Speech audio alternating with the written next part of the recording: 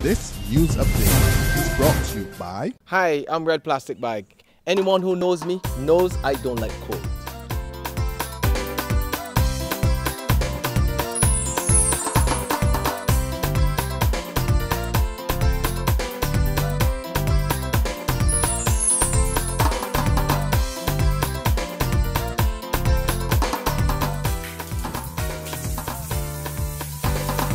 Sunshine reigns in my country. I love it.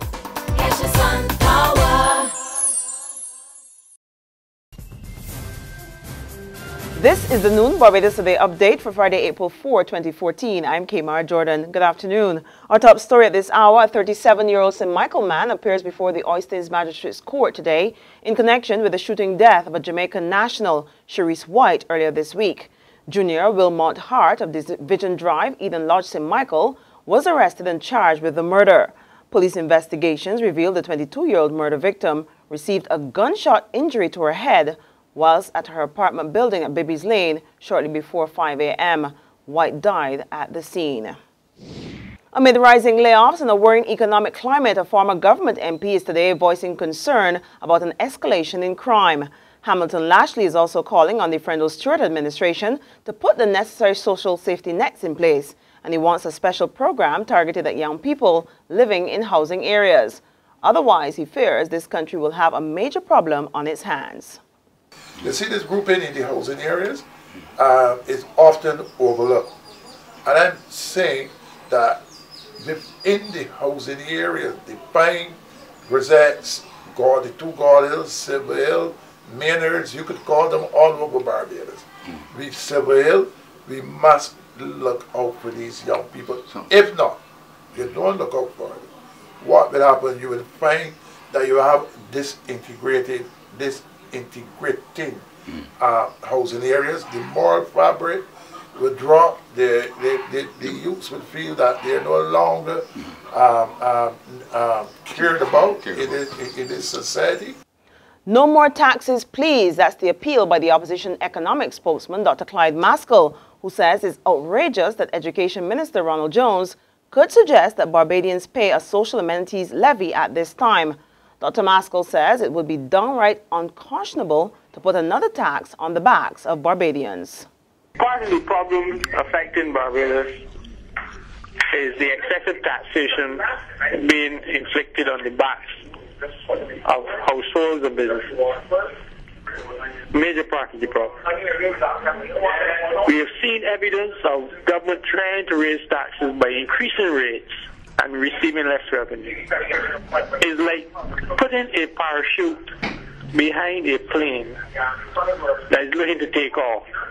So it becomes what we call a fiscal drag on the economy.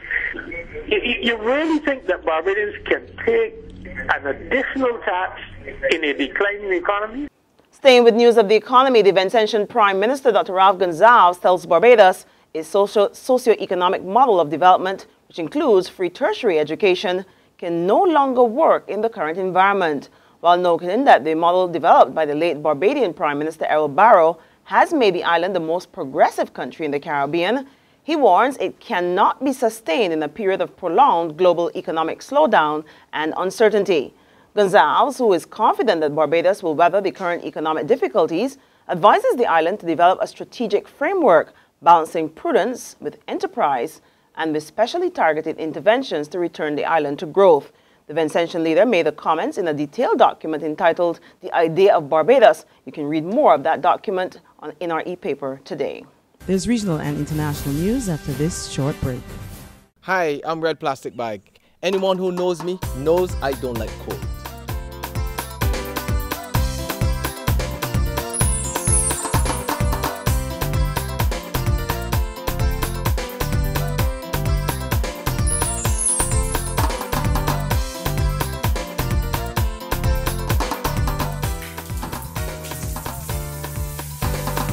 Sunshine reigns in my country. I love it. Get your sun power.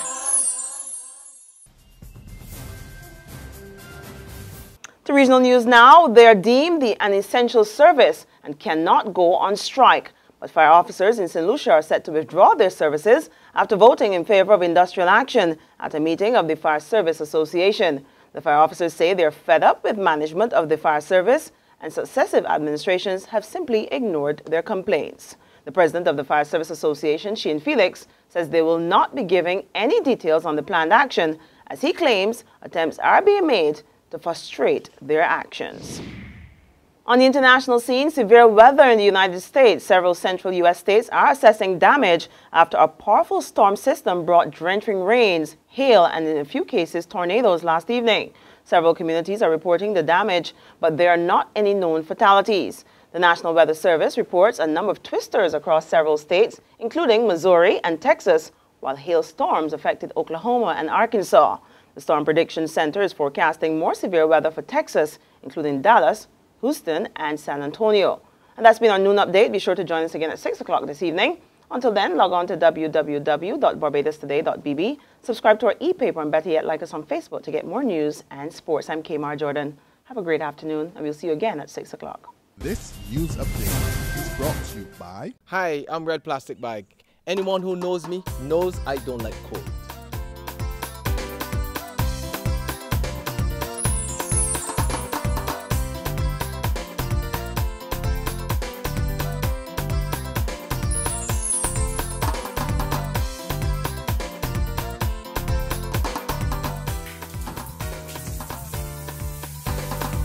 Sunshine reigns in my country. I love it. Catch the sun.